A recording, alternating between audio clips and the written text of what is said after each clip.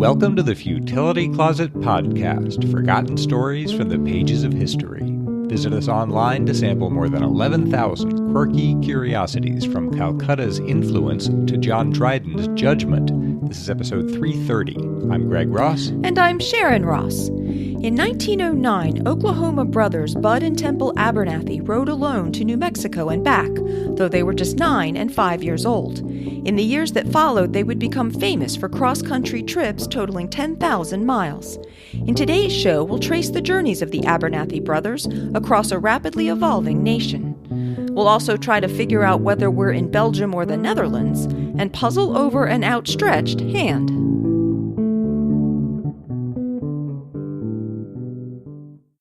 One evening in June 1909, a U.S. Marshal named Jack Abernathy was lying on the grass at his home in Guthrie, Oklahoma, looking at the stars and smoking an after-dinner cigar, when his 2 sons asked to talk to him. 9-year-old Bud was holding a hand-drawn map, but it was 5-year-old Temple who did the talking. School had just let out, he said, and they wanted to go somewhere rather than loaf around all summer. They wanted to take a long trip, in fact, a ride out west on their horses Sam Bass and Geronimo. Jack asked where, and Bud showed him the map. They wanted to ride to Santa Fe, New Mexico. They had planned the whole route by night by the light of a kerosene lamp. Jack was stunned. The route they'd planned covered nearly 1,000 miles, much of it through wild country. He told them it would be long and dangerous. He asked for time to think about it and sent them to bed. He hadn't vetoed the plan outright because he knew his own adventures had inspired it. He'd worked cattle since the age of 7, living on the plains and sleeping in the open. When he was 15, he'd captured a wolf with his bare hands, earning the nickname Catch-'em-Alive Abernathy, and winning a visit from Teddy Roosevelt, who had befriended him and given him the marshal's job. The boys had heard all about his adventures catching outlaws, and it was he who told them about Governor Curry's mansion in Santa Fe. They were only asking to visit it themselves. The boy's mother had died recently, so the decision was up to him. He wrote later, "I never had refused these boys anything they asked for, and they, in turn, never had disobeyed me in any way. They were physically and mentally in advance of their age."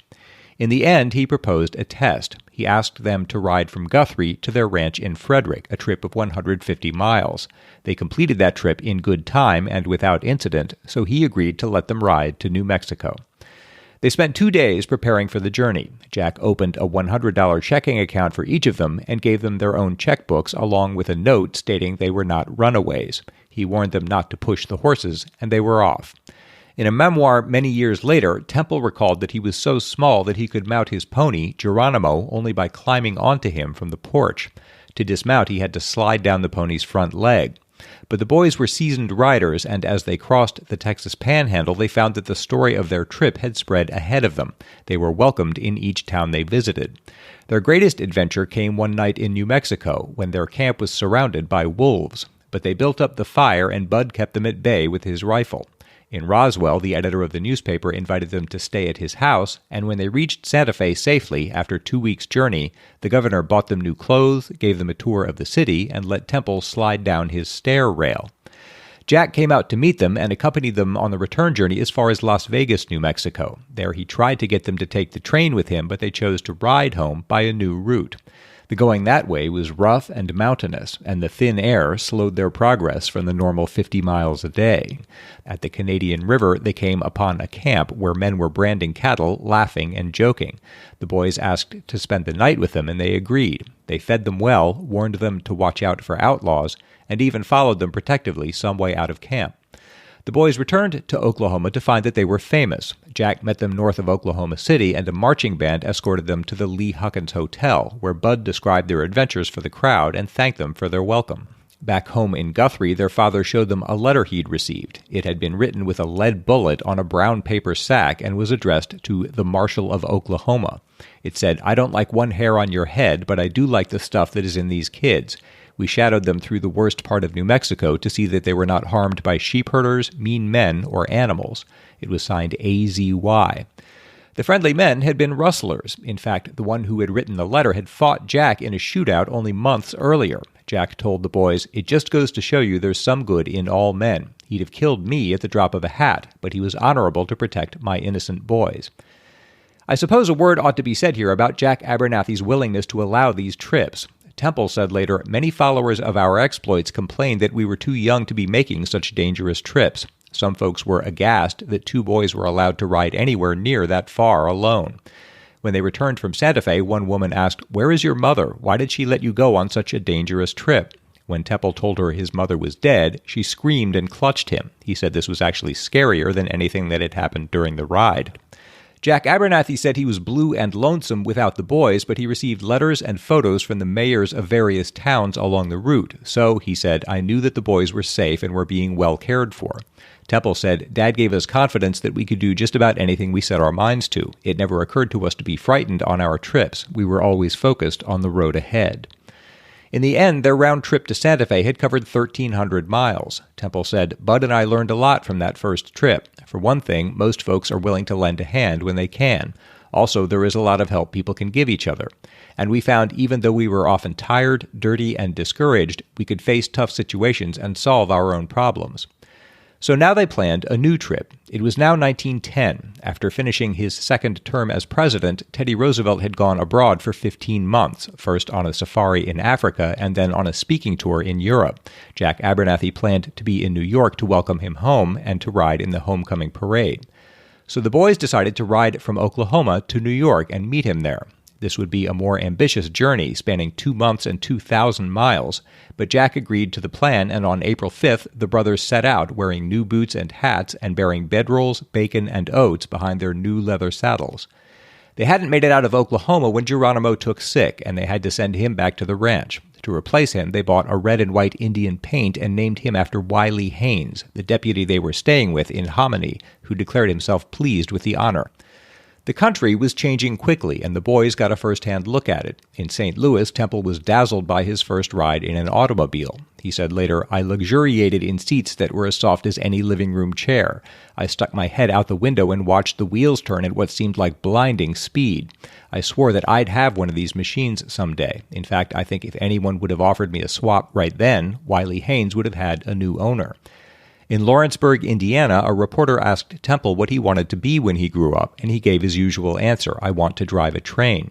The next thing he knew, he was driving a train, ringing the bell, pushing the levers, and thrilling to feel the locomotive lunge down the tracks. Their fame was so great that the reporter had set it up for them, and Temple said, for me it was a high point of the trip, even if folks did laugh at my enthusiasm. In Dayton, Ohio, the chief of police swore the brothers in as deputies, gave them badges and clubs, and introduced them to fingerprinting, itself a relatively new technology. They also visited the Wright brothers' airplane factory, where Wilbur himself showed them around. At the controls of an airplane, Temple thought, someday I'm going to have one of these, just as he thought in the car. In Wheeling, West Virginia, they arrived to find everyone looking at the sky. The brothers were tired and just went to bed, but that night the hotel manager pounded on their door and told them to come quickly. They followed him onto a fire escape and saw what Temple called a magnificent radiant light shooting across the heavens, followed by a long, glowing tail. Bud asked, what is it? And the manager said, it's Halley's Comet. Some folks say it's going to hit the Earth tonight. Others think the Earth is going to pass through its tail and everything will be destroyed. He explained that the comet returned every 75 years and that they were young enough that they might hope to see it a second time. When they reached Washington, D.C. on May 27th, they'd been on the road for 5 weeks. They met William Taft and toured the White House, and the next day they visited both the Senate and the House of Representatives, where they met all the members and were called on to make speeches. Temple declared that he liked the Washington Monument and thought that Washington was the finest city in the East, and received a round of applause. Temple later described the ride from Washington to New York City as one big parade. Cheering people lined the streets, and many walked alongside to ask questions of the brothers. Their father met them in Trenton, and the next day they all crossed into the city, where it took 17 mounted policemen to escort them to the Breslin Hotel. When Roosevelt arrived, he told the boys, you made a long ride to come see me, bless you, and gave them a huge teddy bear. In the homecoming parade, the brothers rode in a place of honor behind the former president's carriage before a crowd of more than 1 million people. If all of this sounds familiar, it may be because it closely echoes the story of Lenny Gwyther, the 9-year-old Australian boy who rode 1,000 kilometers in 1932 to witness the opening of the Sydney Harbour Bridge, a story we covered in episode 293.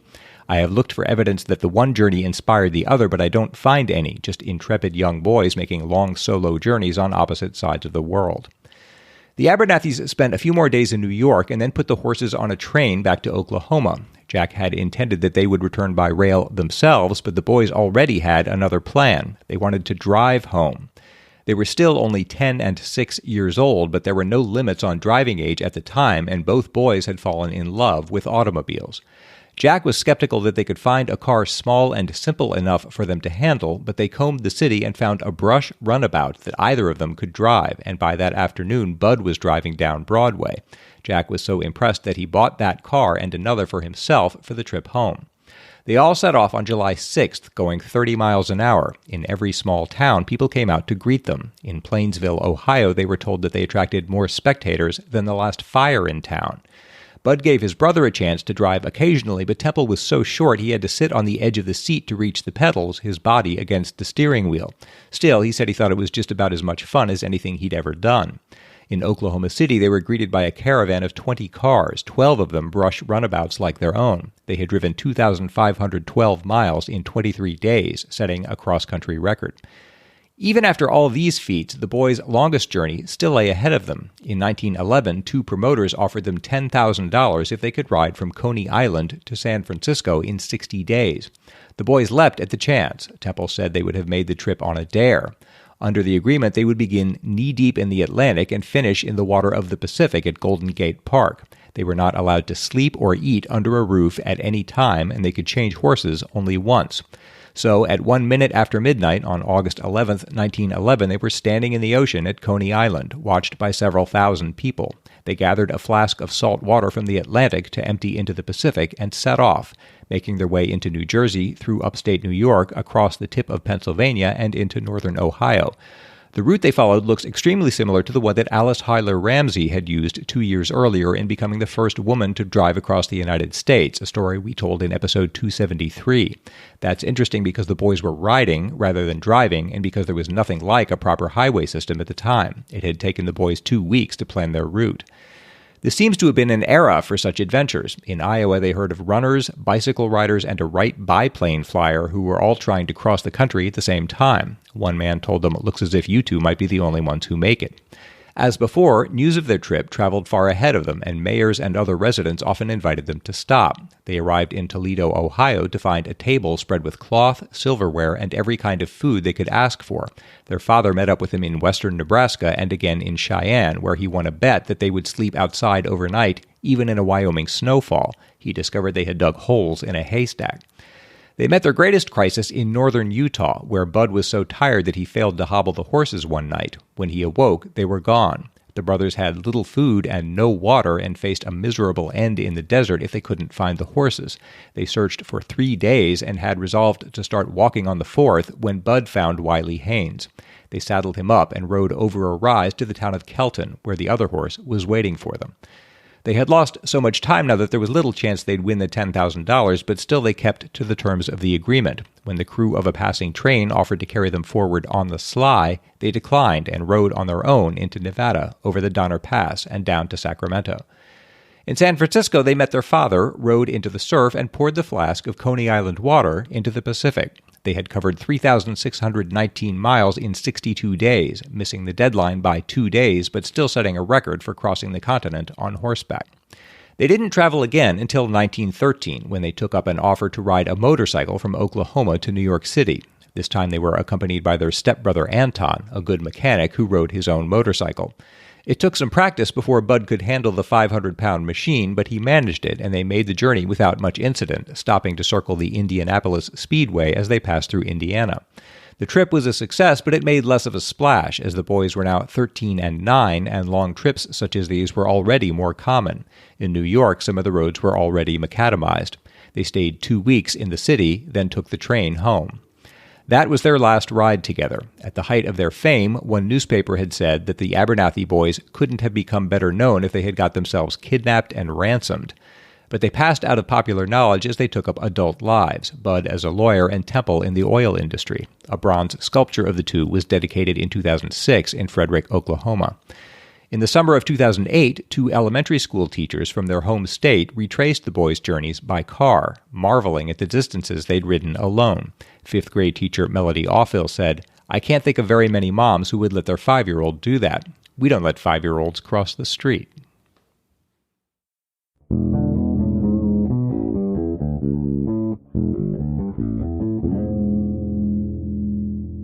After the story in episode 277 about the Mad Trapper of Rat River, which took place in the Northwest Territories in the early 1930s, one of our Canadian listeners, Daryl Murphy, had let us know that his grandfather and great-grandfather, who were living in the area at that time, had a personal connection to the story, which I covered in episode 283. After episode 320 about John Hornby's adventures in northern Canada in the 1920s, Daryl again let us know that he had a family connection to the story. Dear Futilitarians, I won't be listening to the podcast about John Hornby until tomorrow. Got a writing deadline tonight, which, as you can see by this letter, I am putting off. But of course I had to write you immediately to offer you a link to a letter from Hornby to my great-grandfather, Matt Murphy. Matt, Gamp to our family, who died before I was born, was at the time running a store and a fur business in Peace River, Alberta, and a year later in 1926 went north to try his hand at trapping. He came back after the winter and then returned in 1929 with my then 18-year-old grandfather, Bud. Grandpa stayed for 10 years, only coming out a few times, and Gamp stayed until he died in the 1950s. His wife remained in Peace River, and they remained a family, Gamp coming back down south when he could, heading back north when he had to. I imagine the trips became easier and quicker over time as air travel became more common. In 1929, the canoe trip to their camp north of Artillery Lake in the Northwest Territories took roughly 3 months. I may at one time have written to you about my Twitter account, @TrapperBud, in which I reproduced the diary entries, photos, objects, and ephemera from the time the two of them spent up there.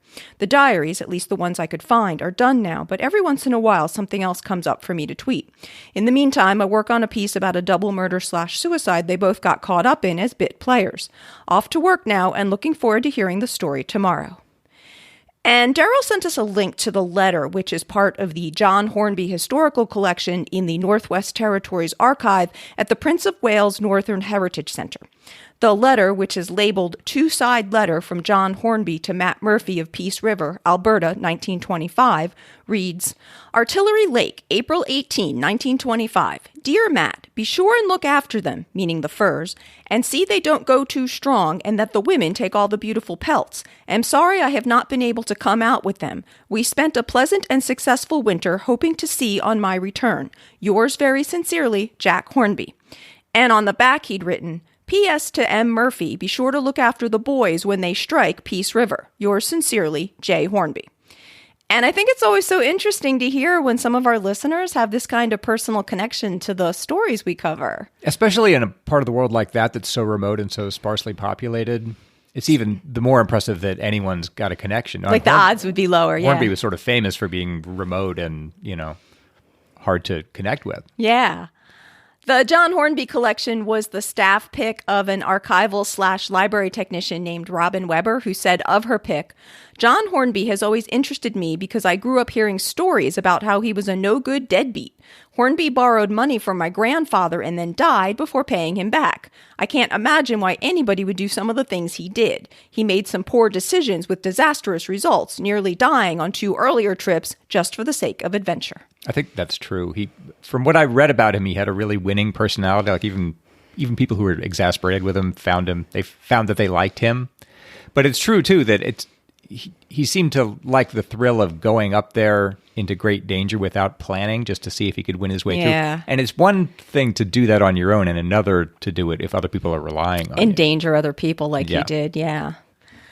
The puzzle in episode 320, definitely a spoiler here, was about a bank suspected of illegal activity that stymied investigators because it was in Barla, an area in the Netherlands that is a confusing patchwork of Belgian and Dutch territories. Although Barla is a few miles from the Belgian border, it contains 22 Belgian enclaves completely surrounded by Dutch territory, all part of the Belgian town of Barla-Hertog. Even more complicatedly, within the 2 largest of those Belgian enclaves are 7 Dutch enclaves, part of the Dutch town of Barla-Nassau. And we won't even try getting into that there are actually 3 more parcels of Barla-Hertog along the Dutch-Belgian border, as well as another section actually in Belgium that contains yet another Dutch enclave of Barla-Nassau.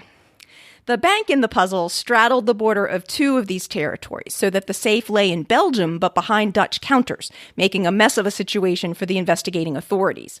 After that episode, Steve Johnson, all the way across the country from us in California, wrote, Hi, Futilitarians. I lived in Breda, Netherlands for 6 months for a short-term work assignment and had the opportunity to drive through Baarle-Nassau on my occasional trips to Antwerp and Brussels for the weekend.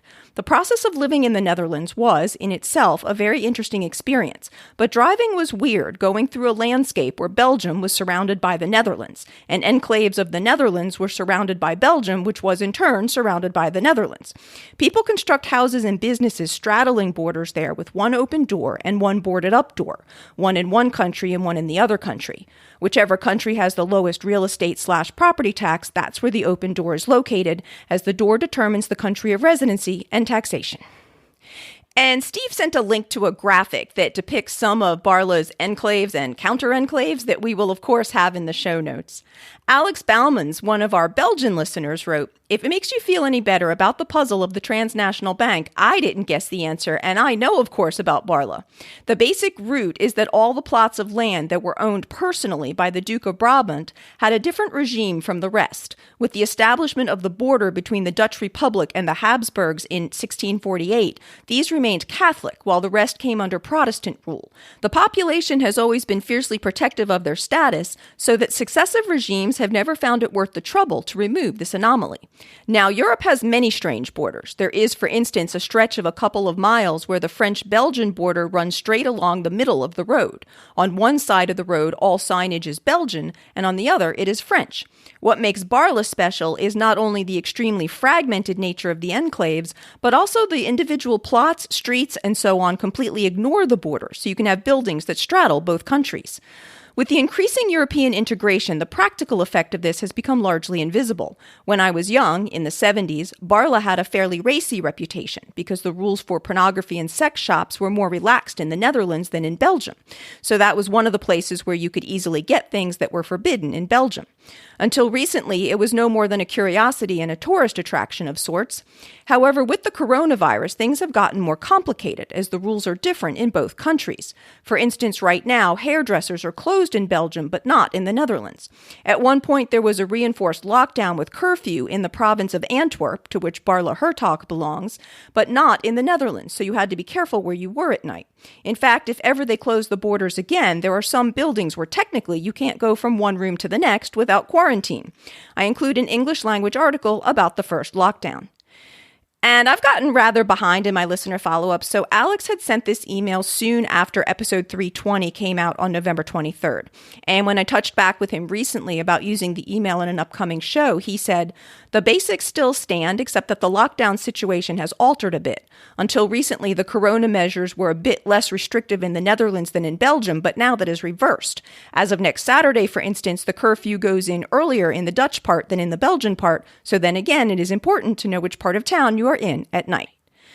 And the link that Alex sent was to an NBC News article from May 2020 titled "Dutch, Belgian, How Lockdown Works in a Town with One of the World's Most Complex Borders." The article says that Baarle's thousands of physical markers throughout the area letting you always know which country you're currently in suddenly became much more important than usual during the pandemic, as the two countries often had different lockdown rules. So, for example, Dutch shops might be open while nearby Belgian shops had to be closed. Some of the stores actually straddle a border, meaning that parts of the store could be open while other sections of it weren't. So depending on what exactly you wanted to buy, you might or might not be able to get to the item you needed. Another example cited in the article is that Belgium started requiring masks on public transportation before the Netherlands did. So you could have gotten on a bus without wearing a mask in one part of Baarle, but then would have been required to put one on as the bus went just a little way down the road. A 2017 article from the BBC discusses some of the more everyday complexities of Baarle. The town hall of the Belgian municipality, for example, is bisected by the border, so the Belgian mayor had to seek Dutch permission to construct part of the building. The two mayors normally need to spend a fair amount of time sorting out things like infrastructure repair or improvements. For example, just trying to resurface a road can be a fairly complicated issue, as a road can travel back and forth between the two countries several times within a few hundred meters. Or there are questions like who pays for a streetlight that is technically in Belgium but will mostly illuminate the Netherlands. As Steve had mentioned, sometimes home or business owners can try to take advantage of their situation just by installing a new front door. The BBC reported on a case of an apartment building owner who wanted to redevelop the building which straddled the border. The front door to the building was in the Netherlands, but when he couldn't get planning permission from the Dutch, he put in a new front door on the other side of the border and got the permission he needed from the Belgian town hall. And while the pandemic regulations are certainly adding many new complexities, there were already various other ones, such as the difference in drinking ages between the two countries, or what is legal or not, such as the buying or carrying of fireworks, which is usually not legal in the Netherlands, and thus makes the various fireworks shops in the Belgian areas quite a nuisance for the Dutch police, as the reporter of the BBC article found when he was scrutinized along with everyone else leaving the town to be sure that he wasn't carrying any contraband. I wonder how many people break regulations there just inadvertently. It sounds like it'd be easy. Certainly visitors, you would think. And if it attracts a lot of tourists, that probably happens quite a lot, I should think. I would think so, too. Thanks so much to everyone who writes to us. We really appreciate getting your comments, follow-ups, and feedback. So if you have any of those to send to us, please send them to podcast@futilitycloset.com.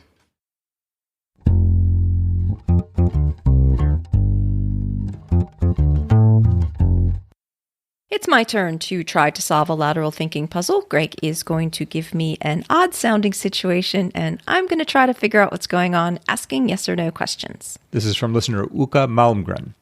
After performing an activity for the first time, a man holds out his hand. Nobody asked him to do so, and he is not holding or expecting to grasp anything. Unbeknownst to him, many people in his situation have done the same thing. What is the activity? Unbeknownst to him, other people have done the same thing. Yes. Is he in any kind of, danger, would you say? When? I don't know, at any part of the puzzle. I'll say yes. Is he alive throughout the entire thing? Yes. Okay.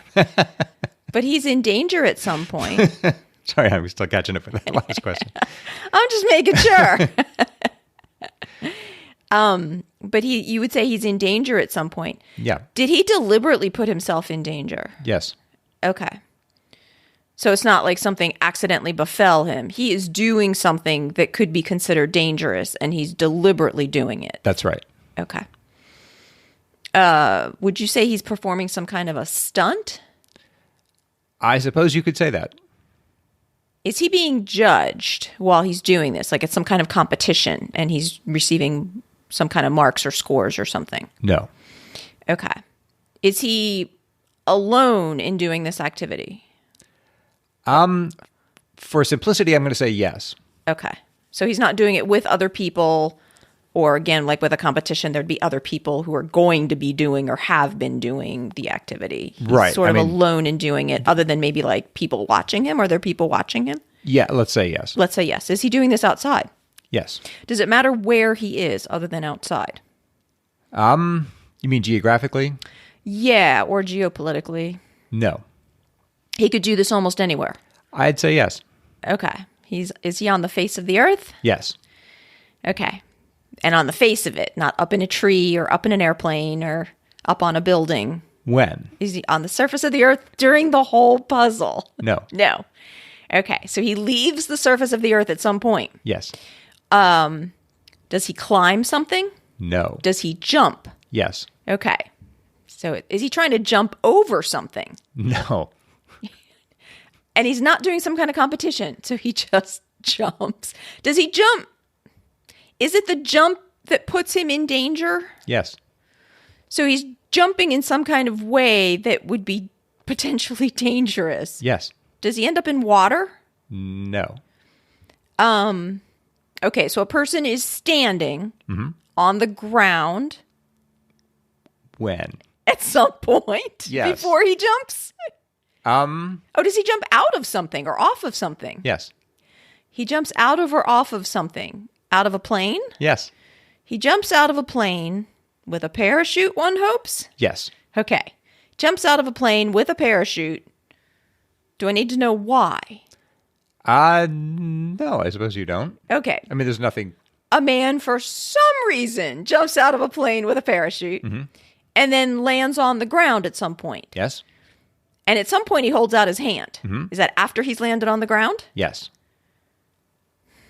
Is he standing on his feet when he holds out his hand? Yes.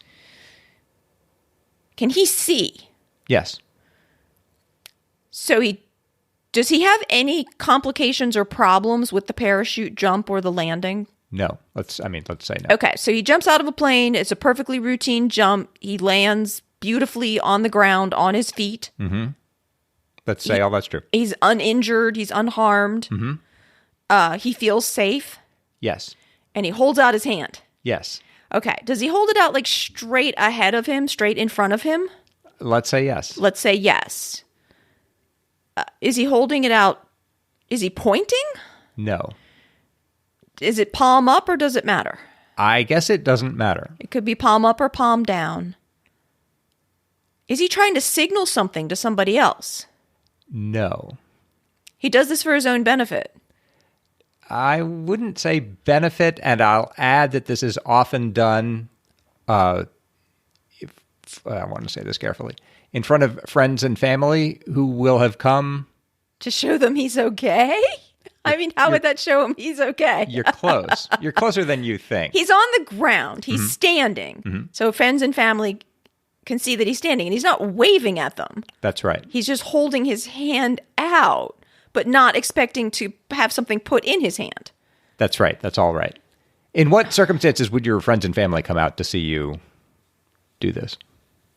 Well, like if you were going to be in a competition or you were trying to do some kind of a feat or it was your first time doing it. Yes. It's his first time. Right. Oh, you said that. I think that in the puzzle, and I'd forgotten that it's his first time doing this.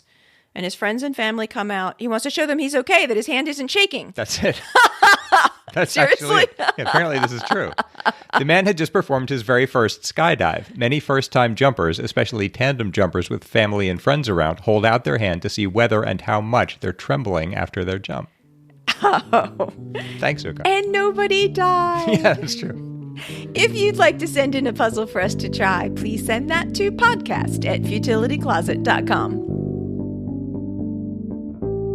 Futility Closet is supported entirely by our amazing listeners. If you would like to help support our celebration of the quirky and the curious, you can find a donate button in the support us section of the website at futilitycloset.com. Or you can join our Patreon campaign, where you'll not only help support the show, but also get more information on some of the stories, extra lateral thinking puzzles, outtakes, and peeks behind the scenes.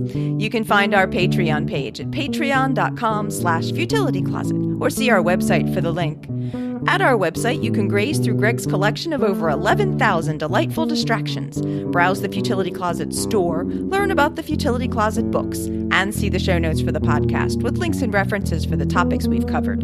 If you have any questions or comments for us, you can email us at podcast@futilitycloset.com. Our music was all written and performed by my phenomenal brother-in-law, Doug Ross. Thanks for listening, and we'll talk to you next week.